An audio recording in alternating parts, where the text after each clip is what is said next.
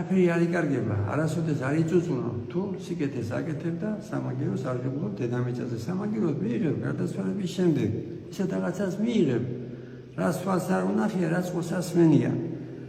თუ არ გაფასებ სხვა, იმას კი არ უყურო, შენ თავარია, ახარო ღმერთი შენი ცხოვრები და ღმერთს ითი ახარებ. როგორ გიყვარვარო მეო, თუ ის არ გიყვარსო, ვისაც ხედავ და ამიტომ ჩვენ ღმერთს ვახარებთ.